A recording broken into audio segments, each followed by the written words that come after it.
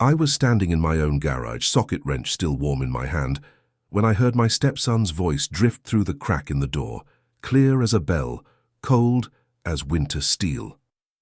"Yeah, his insurance will cover it," he said into his phone. Then he laughed. Not a nervous laugh, a confident one, the kind that comes from someone who's never been caught. "Trust me. By Monday we'll be set." My fingers tightened around the wrench until the metal bit into my palm. The garage smelled like old motor oil and concrete dust, that familiar bite that clings to everything no matter how many times you sweep.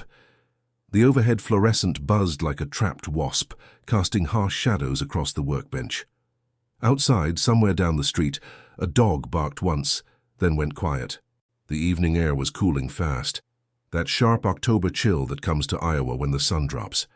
I should have walked in right then, should have confronted him, should have grabbed that phone and demanded to know what the hell he was talking about. But something in my gut told me to wait, to listen, to let him finish digging his own grave. "Nah, he won't suspect anything," Derek continued. His voice had that easy confidence of someone who'd never faced real consequences. "He's too trusting, always has been. Guy's a pushover." The wrench slipped from my hand and clattered onto the concrete. The sound echoed like a gunshot in the quiet garage. Silence. Then footsteps. Quick. Light. The door swung open, and there stood Derek, my wife's son, phone pressed to his ear, eyes wide for just a second before his face smoothed into that practiced smile. The one he'd been using on me for years. "Hey, Paul," he said, like we were old friends. Like he hadn't just been plotting something that made my blood run cold. "Didn't know you were out here." I looked at him. Really looked. 29 years old, still living in my house, still driving the car I'd co-signed for 3 years ago, still eating the food I paid for every week. His hair was gelled back, his shirt was new, expensive looking. I'd seen the credit card statement last month, $200 at some boutique downtown, on my card. "Just finishing up," I said. My voice came out steady. That surprised me. He nodded, already turning away, phone still at his ear. "Cool. Mom's asking about dinner." I watched him walk back into the house, watched the light from the kitchen spill across the driveway, watched his shadow disappear inside, and I felt something shift inside my chest. Not anger, not yet. Something colder, something patient. If you've ever felt like a stranger in your own home, hit that like button right now. This story is for you. Let me back up a little. My name is Paul Hendricks. I was 59 years old that fall, living in Cedar Rapids, Iowa. I'd been an HVAC technician most of my life, 36 years of crawling through attics in August heat and basements in January cold, 36 years of early mornings and late nights, of emergency calls on Christmas Eve and Thanksgiving afternoon, of hands that never quite warmed up even in summer. My hands were thick, knuckles swollen from years of gripping sheet metal and tightening duct screws. I had a scar across my left palm from where a sharp edge caught me wrong back in '98 when I was working on a commercial job downtown and got careless for half a second. The cut had needed 12 stitches. I still remembered the ER doctor, a young woman with tired eyes, telling me I was lucky I hadn't severed a tendon. My fingers never quite stopped smelling like refrigerant no matter how hard I scrubbed, that sweet chemical smell that gets into your skin and stays there. I'd started in the trade right out of high school. My father had been a plumber, my uncle an electrician. Working with your hands was what men in my family did. I'd gone through the apprenticeship program, learned the systems, got my certifications. By the time I was 30, I was running my own crew. By 40, I was a senior tech at Midwest Climate Control, the biggest HVAC company in Cedar Rapids. I made decent money. Not rich, but comfortable. Enough to buy a house, enough to save for retirement, enough to help people who needed it. My wife Linda and I had been married for 13 years. She came with Derek, who was 16 when we met. His real father had left when he was 8, just packed up one day and drove off to somewhere in Arizona. Never sent child support, never called, just gone. Linda had raised Derek on her own for 8 years, working double shifts at a hair salon on First Avenue, cutting hair and doing perms and listening to other people's problems, while her own piled up at home. I met her at a church potluck. She'd brought a casserole that was too salty and a smile that made me forget about the food. We talked for 2 hours, standing by the dessert table, while Derek sat in a corner playing on a borrowed Game Boy. He was quiet, skinny, with Linda's dark hair and his father's sharp chin. He barely looked at me. I didn't try to replace his dad. I just showed up, helped with homework when he'd let me. Taught him how to change a tire when he got his license. Paid for his community college classes when he decided to go, then paid again when he decided to drop out 6 months later. I co-signed for his car when he needed transportation for a job he swore he'd keep. He lost the job 3 weeks later. The car stayed.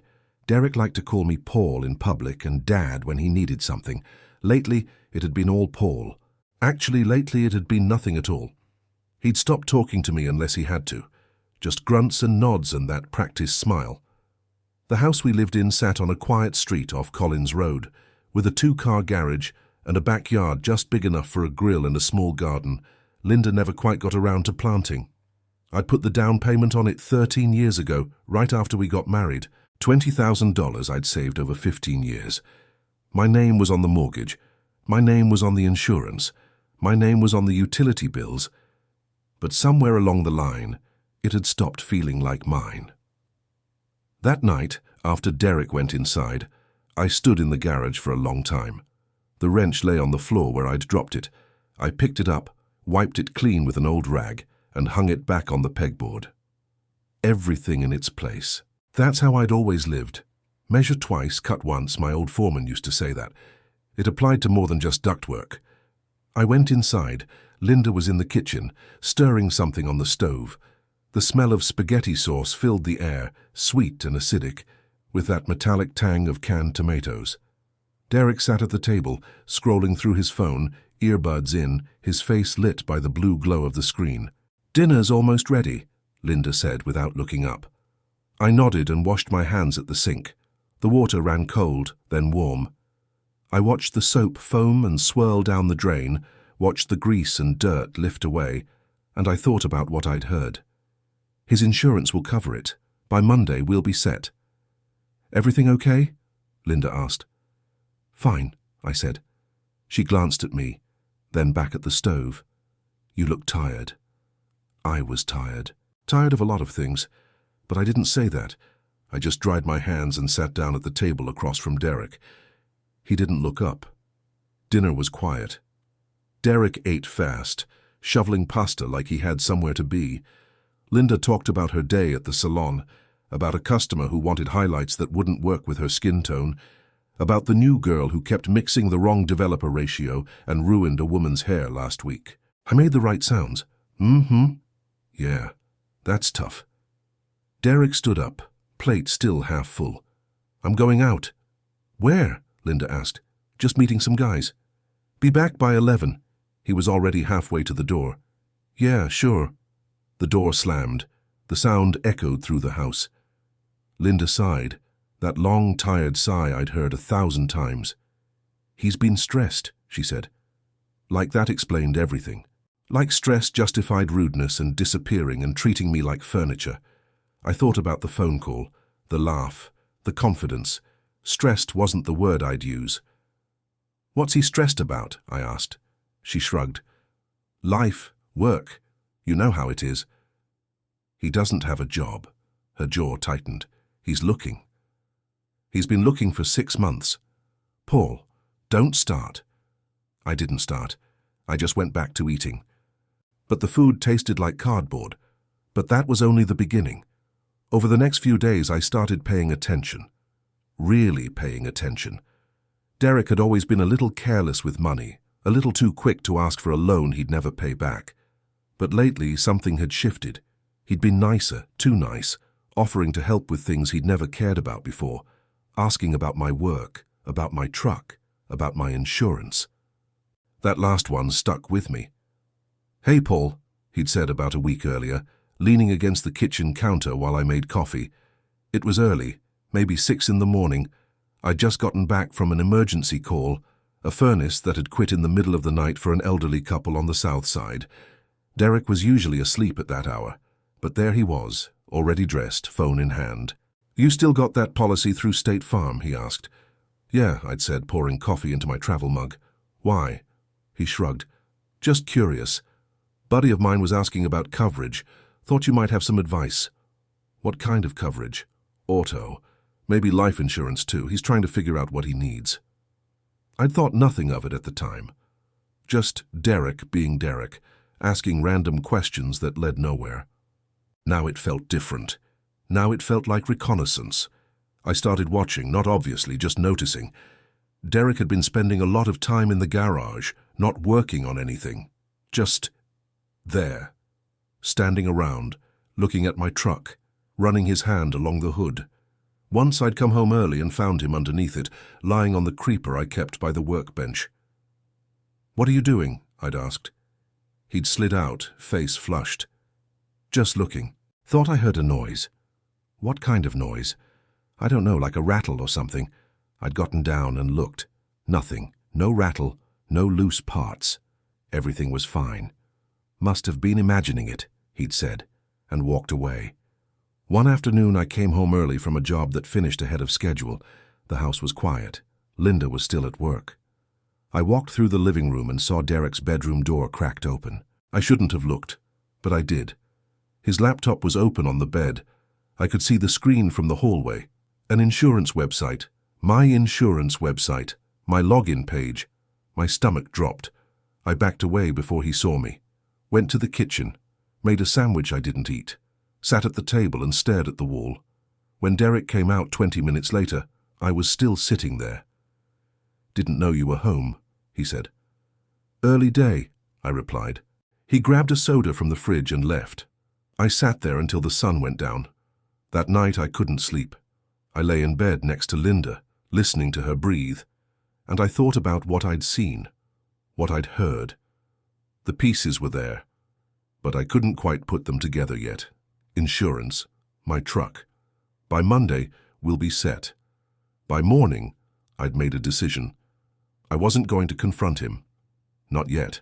I was going to do what I'd always done when something didn't add up. I was going to check the system, measure twice, cut once. I called my insurance agent, a woman named Karen Schultz I'd worked with for 15 years.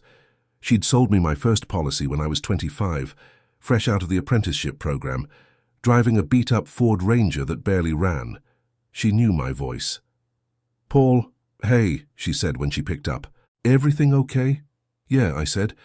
I was sitting in my truck in the driveway of a job site watching workers carry lumber into a new construction house. "Just wanted to check something. Has anyone called about my policy recently? Maybe asking questions?" There was a pause. I could hear her typing. "Actually, yes, your stepson called last week. Said he was helping you review coverage options." My chest tightened. "What did he ask about?" "Mostly about the truck.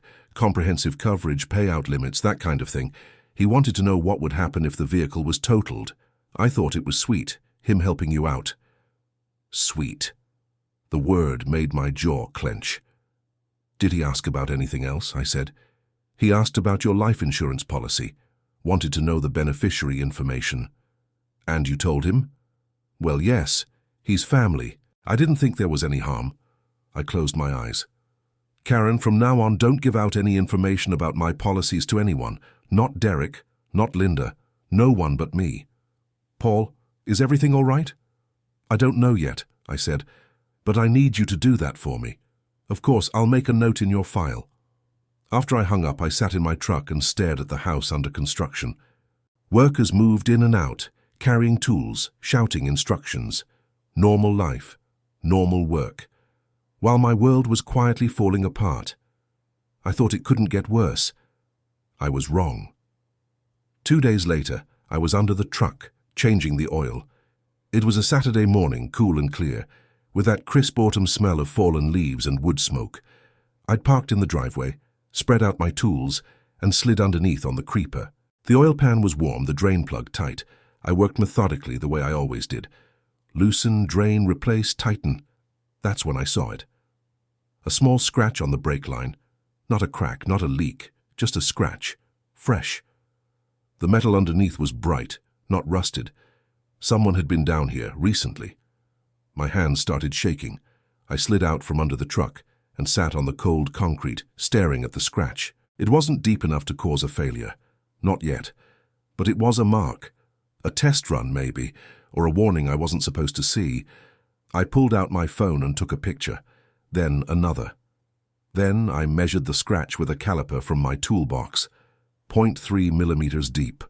I wrote it down in a small notebook I kept in my truck. Date, time, measurement, location. Measure twice, cut once. I sat there for a long time, the concrete cold through my jeans, the smell of motor oil thick in my nose. My mind was racing. Derek had been under this truck.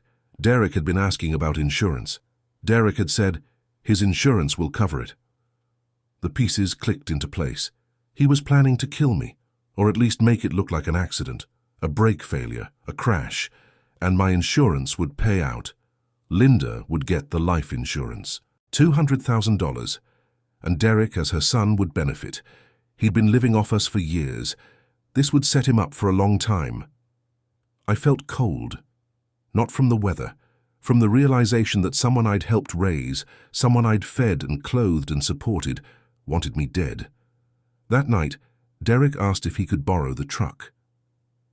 I need to pick up some stuff for a friend, he said. We were in the living room. Linda was watching TV. I was reading a book I couldn't focus on. Linda looked at me. Paul, can he? I looked at Derek. He smiled. That easy, confident smile. The same smile he'd used when he asked to borrow money, when he asked me to co-sign the car loan, when he asked for just one more chance. No, I said. His smile faltered. Why not? Because I said no. Linda frowned. Paul, don't be difficult. I'm not being difficult, I said.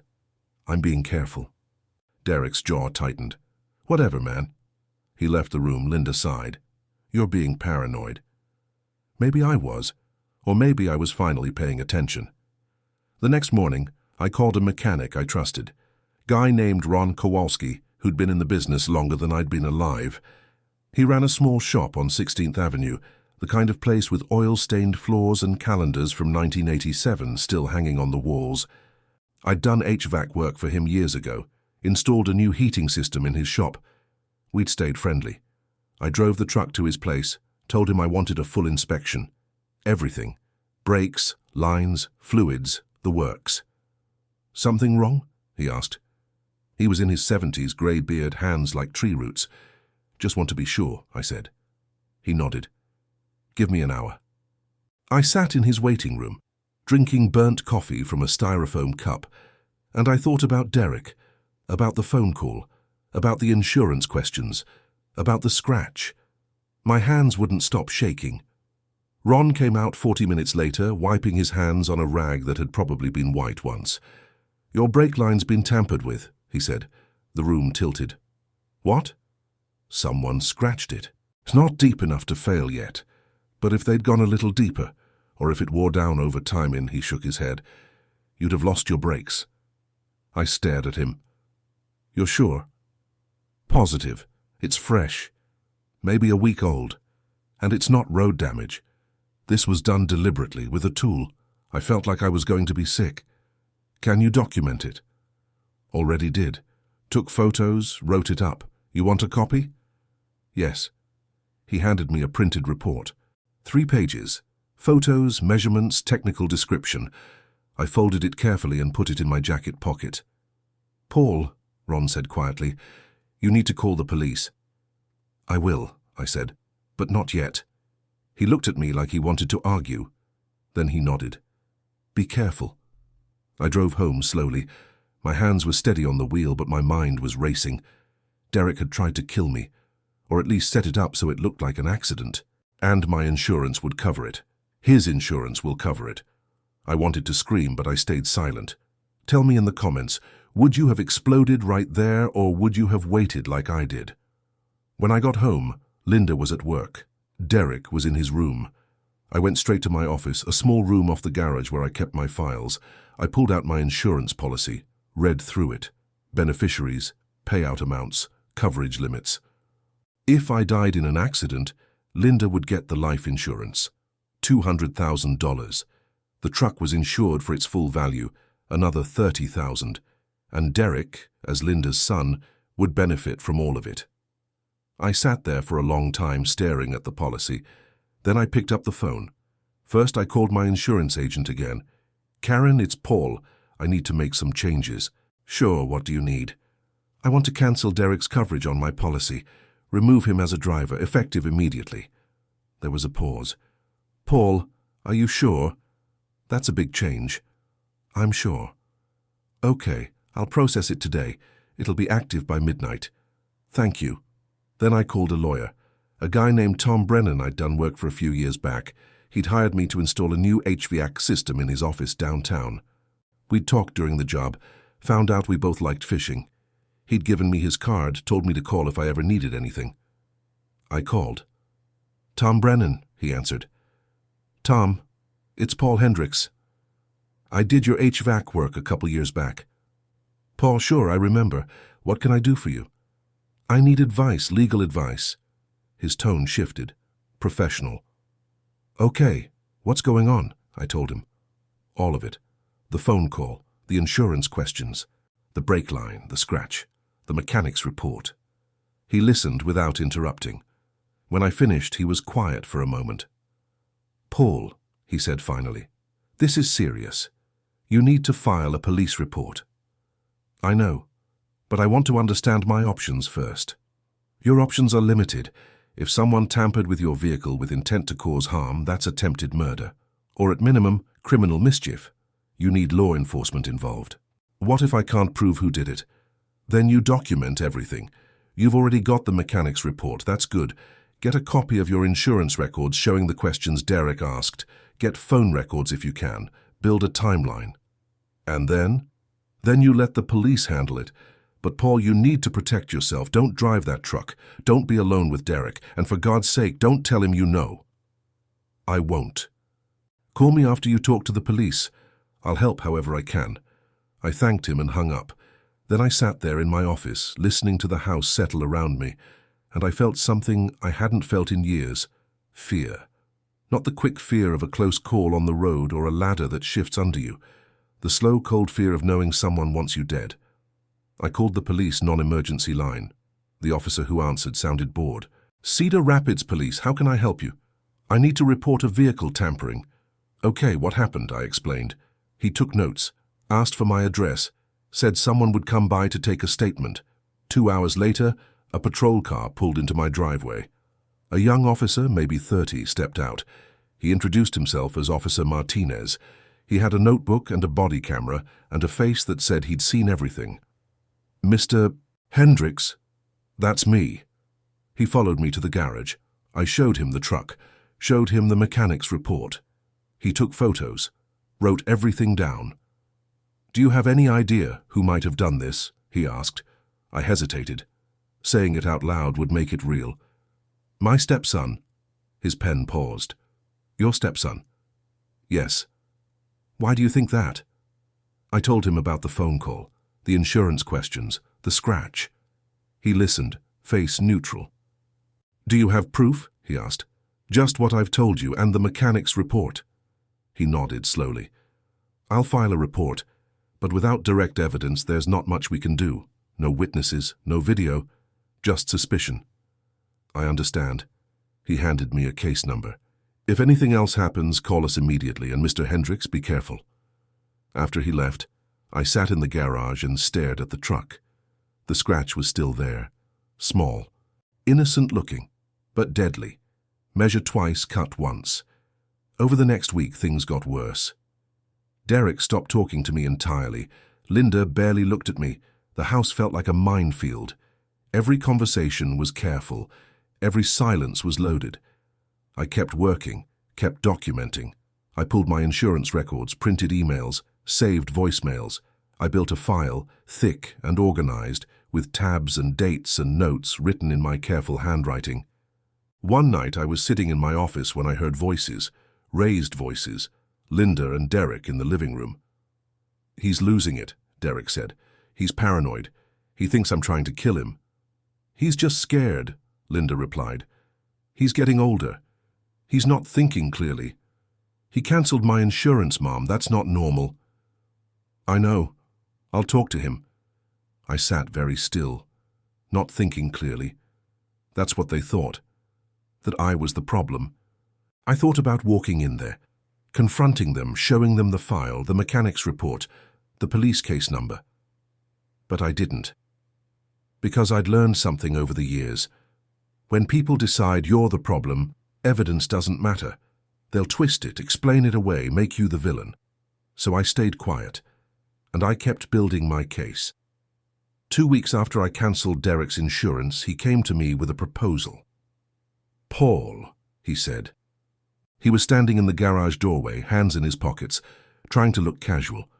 It was a Sunday afternoon. I was organizing my tools, putting everything back in order. "Can we talk?" "About what?"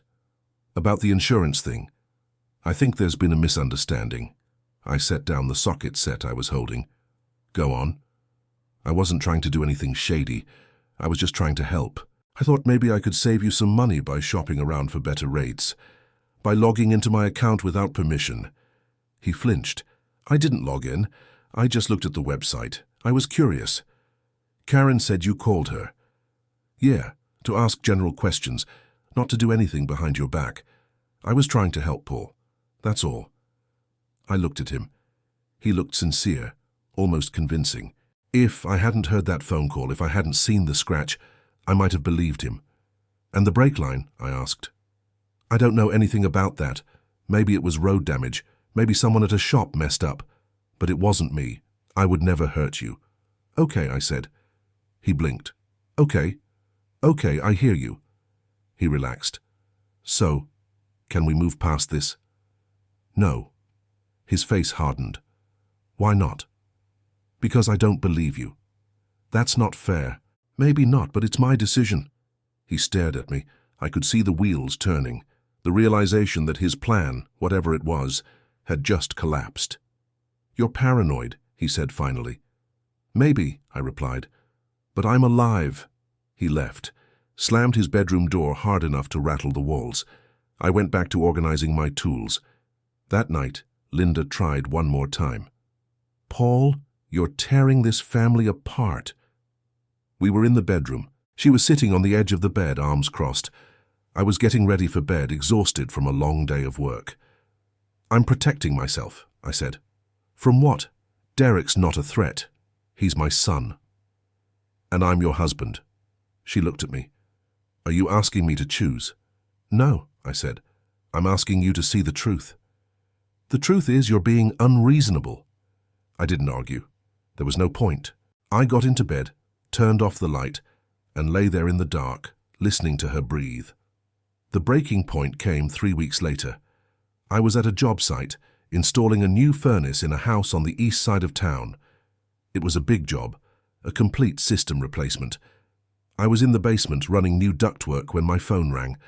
Unknown number. "Hello? Mr. Hendricks, this is Detective Sarah Chen with Cedar Rapids Police Department. We met when you filed the vehicle tampering report." My stomach tightened. I climbed out of the crawl space, brushed the insulation off my clothes. "Yes, I remember. I need you to come down to the station. We have some new information." "What kind of information?" "I'd rather discuss it in person. Can you come now?" "Yes." I told my crew I had an emergency and drove to the police station. My hands were steady on the wheel, but my mind was racing. Detective Chen met me in the lobby. She was in her 40s, sharp-eyed, with short dark hair and a no-nonsense expression. She wore a dark blazer and carried a folder thick with papers. "Thank you for coming," she said. "Follow me." She led me to a small interview room, grey walls, a table, 2 chairs, a mirror I knew was one-way glass. She sat across from me and opened the folder. "Mr. Hendricks, we've been investigating your case and we found something." "What?" "Your stepson's phone records. We obtained them with a warrant after your initial report raised some red flags." My heart pounded. "And?" "There are multiple calls to a number registered to a man named Kyle Voss. Do you know him?" "No." "He's a mechanic, unlicensed. He's been arrested before for insurance fraud and vehicle tampering." The room felt suddenly cold. "We brought him in for questioning yesterday," she continued. "He admitted that Derek approached him about tampering with a vehicle. Your vehicle.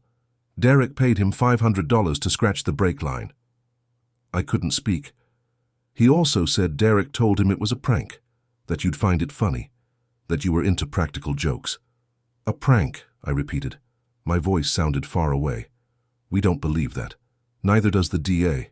We're filing charges against Derek for attempted vehicular homicide and conspiracy to commit insurance fraud. I sat back in my chair. The fluorescent lights buzzed overhead. The room smelled like stale coffee and industrial cleaner. Mr. Hendricks, Detective Chen said gently, you did the right thing. You documented everything. You stayed calm. You let us do our job. That's why we were able to build a case. I nodded. I couldn't do much else. We'll need you to testify, she said, when this goes to trial. I will. She stood. We'll be in touch. And Mr. Hendricks, you might want to consider staying somewhere else for a few days, just until we process the arrest. I understand. I drove home in a daze. The streets of Cedar Rapids looked the same. The trees, the houses, the stop signs. But everything felt different. When I pulled into the driveway, Linda's car was there. So was a police cruiser. I walked inside. Linda was sitting on the couch crying. An officer stood nearby, notebook in hand. Paul, she said when she saw me. Her voice broke. They arrested Derek. I didn't say anything. They're saying he tried to kill you, that he paid someone to tamper with your truck. I know, she shook her head. It's not true. It can't be true. He wouldn't. He did. The officer cleared his throat. Ma'am, I need to ask you some questions. She looked at him, then at me. Paul, please tell them it's a mistake. I can't do that. Her face crumpled. You're really going to let them take him? I'm going to let the truth take him. She stood up. I can't believe you. After everything we've been through, after everything I've done for you. What have you done for me? I asked quietly. She stared at me. Then she grabbed her purse and walked out. The door slammed behind her. The officer looked at me. You okay, sir? No, I said, but I will be. The trial took 6 months to start. 6 months of living in a cheap extended-stay motel off Highway 30. 6 months of Linda's lawyer sending me papers. 6 months of watching my marriage dissolve like sugar in hot water. Linda moved out 2 days after Derek's arrest. Took her clothes, her photos, her mother's china, left everything else, filed for divorce a week later. Her lawyer was aggressive, demanded half of everything. The house, the retirement account, the truck. I didn't fight. I just let my lawyer handle it. Tom Brennan, the lawyer I'd called, became more than just my attorney. He became something like a friend. We met every week at a diner on First Avenue, went over the case, talked strategy.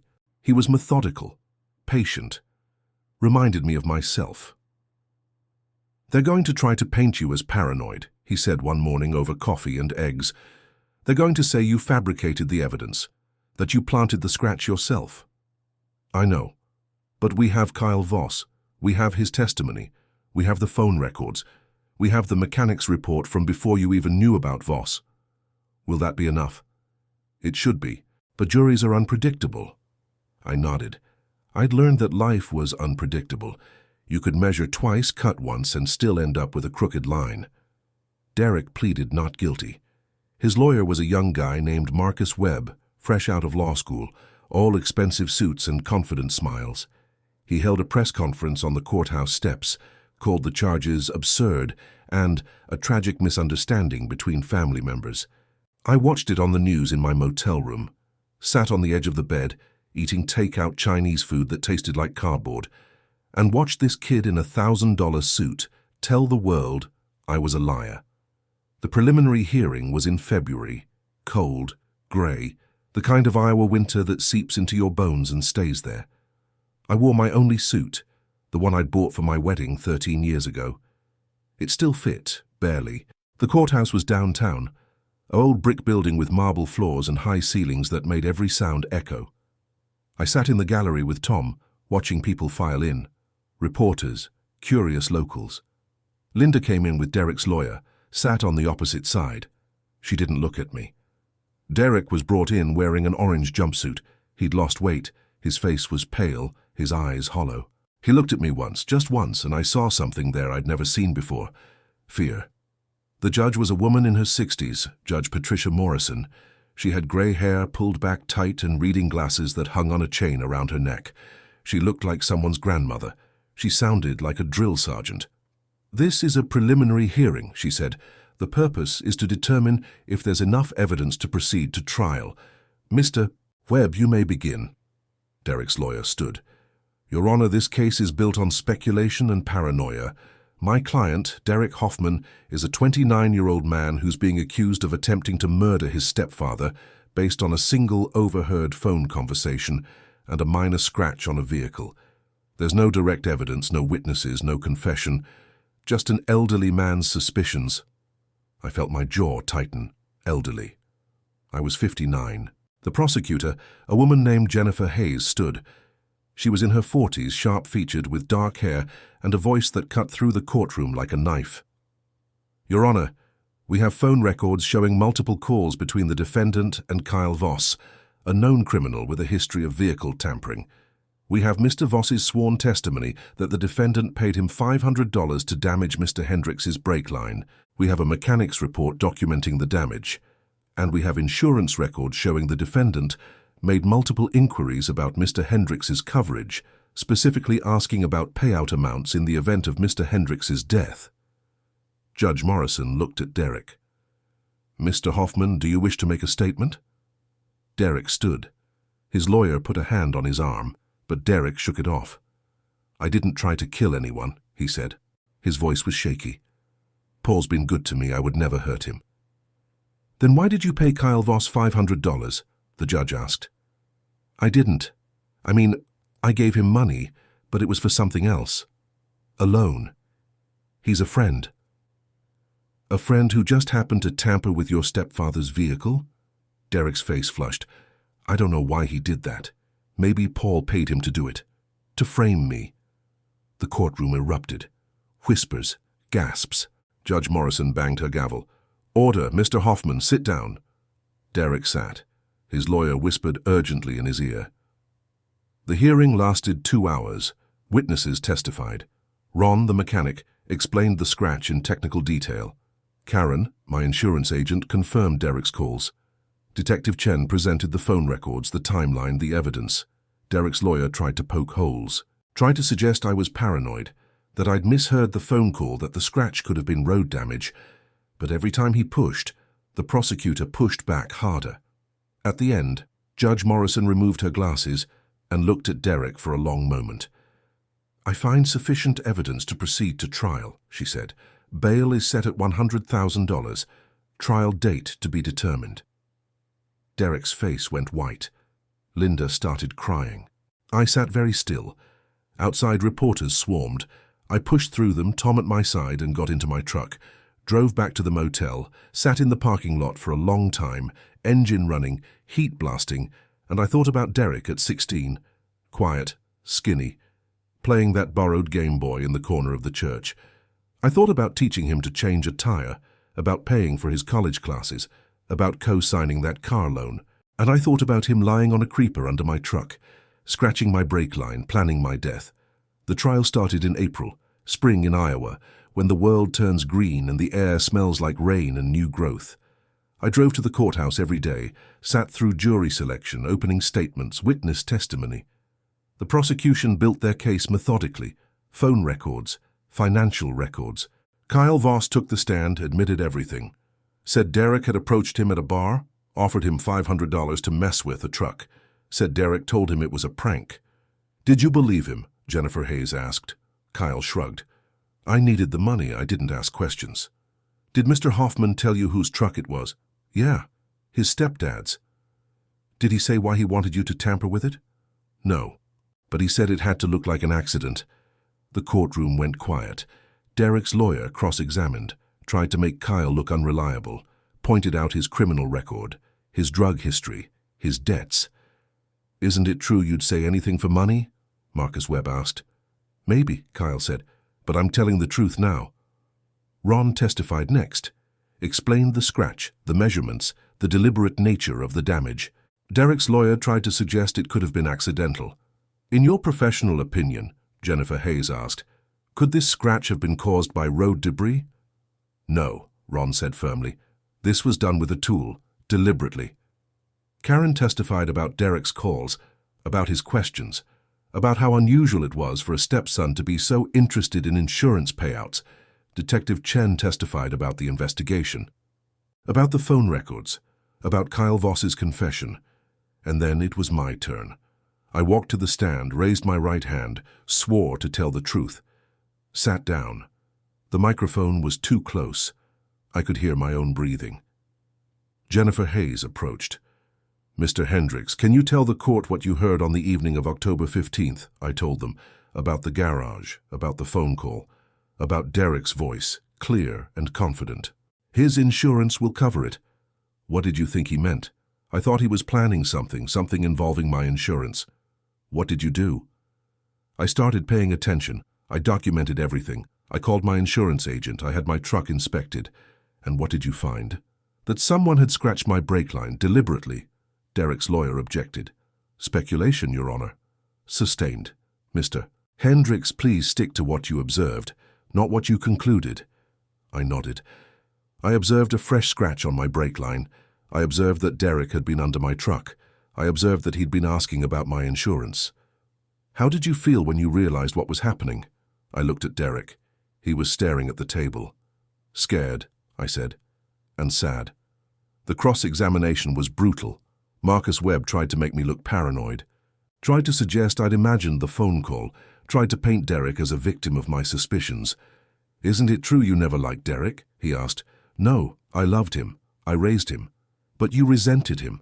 Resented supporting him. I was frustrated sometimes, but I didn't resent him. Frustrated enough to frame him for attempted murder. I didn't frame anyone. I reported what I heard and what I found. You could have misheard. You could have been mistaken. I wasn't. How can you be sure? Because I know what I heard. He tried for another hour, tried to shake me. But I'd spent 36 years in attics and basements, in tight spaces and uncomfortable positions, staying calm when things went wrong. I could handle a lawyer. The trial lasted 3 weeks. Closing arguments came on a Friday afternoon. The courtroom was packed. Linda sat in the front row crying quietly. Derek sat at the defense table, face blank. Jennifer Hayes stood. Ladies and gentlemen of the jury, this case is about a young man who decided his stepfather's life was worth less than an insurance payout. The evidence is clear. The phone records, the testimony, the physical evidence. Derek Hoffman paid Kyle Voss to tamper with Paul Hendricks's vehicle. He asked about insurance payouts. He planned to make it look like an accident. The only reason Paul Hendricks is alive today is because he paid attention, because he documented everything, because he refused to ignore the truth. Marcus Webb stood. This case is about a misunderstanding, about a stepfather who never accepted his stepson, about a man who heard a phone conversation out of context and built an entire conspiracy theory around it. Yes, Derek made some calls about insurance. He was trying to help. Yes, he gave Kyle Voss money. It was a loan. The prosecution wants you to believe Derek is a monster, but he's just a young man trying to find his way in the world. The jury deliberated for 6 hours.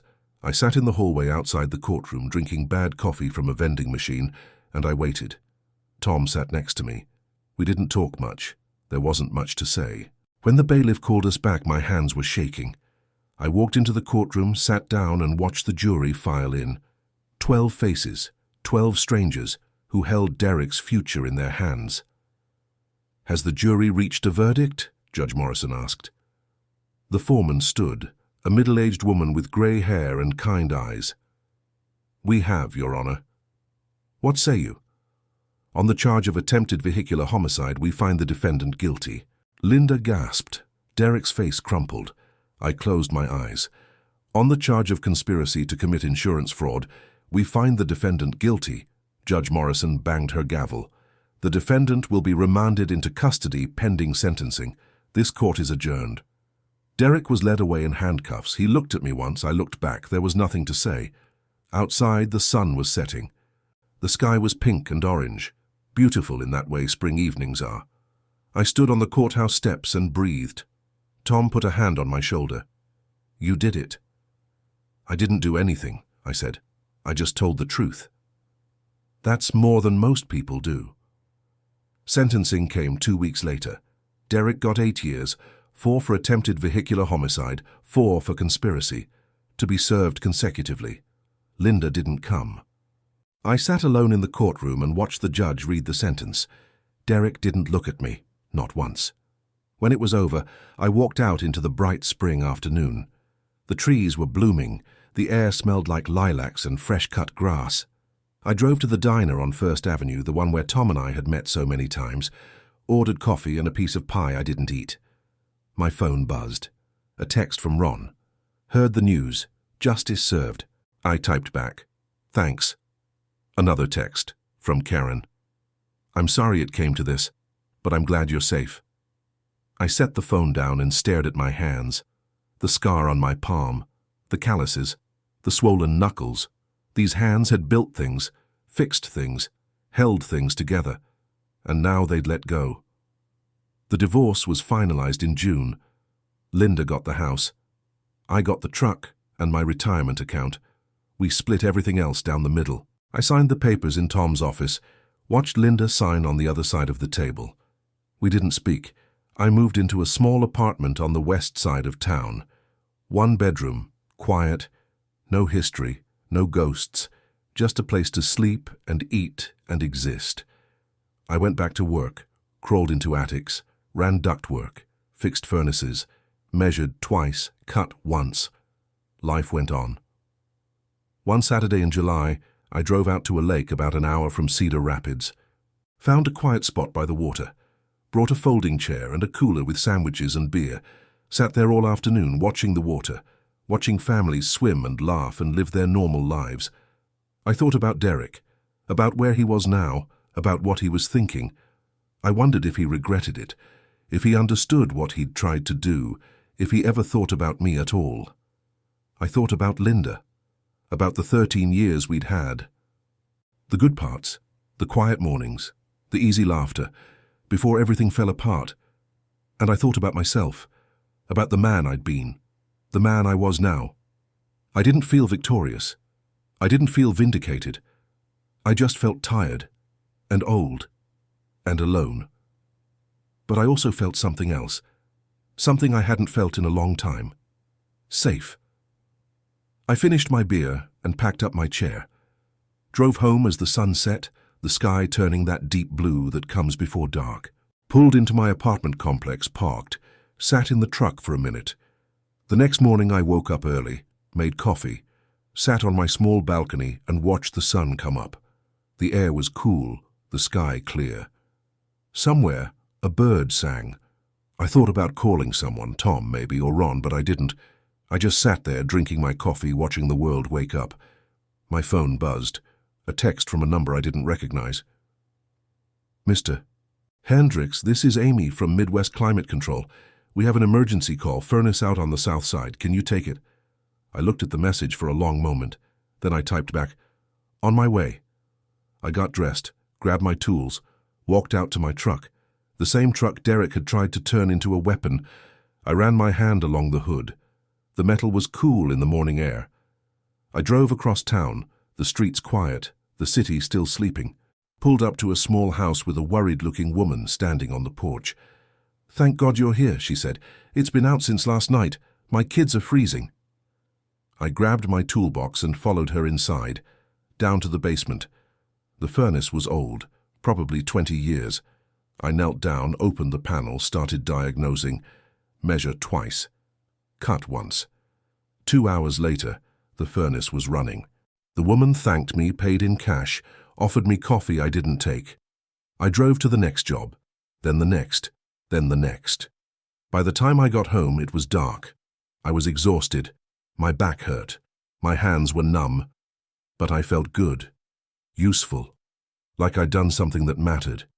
I made dinner, sat on the balcony, watched the stars come out. If this story reminded you that patience and documentation can save your life, hit that subscribe button.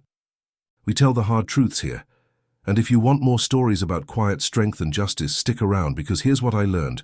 Revenge isn't loud, it isn't dramatic, it isn't about getting even or making someone pay.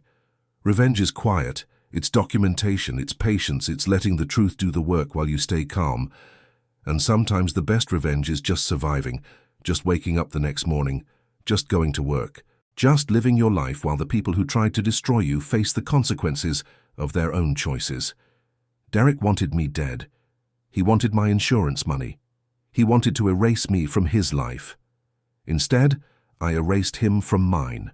Legally, quietly, permanently. And I'm still here, still working, still breathing, still measuring twice and cutting once. That's not just survival, that's victory. Thank you for listening.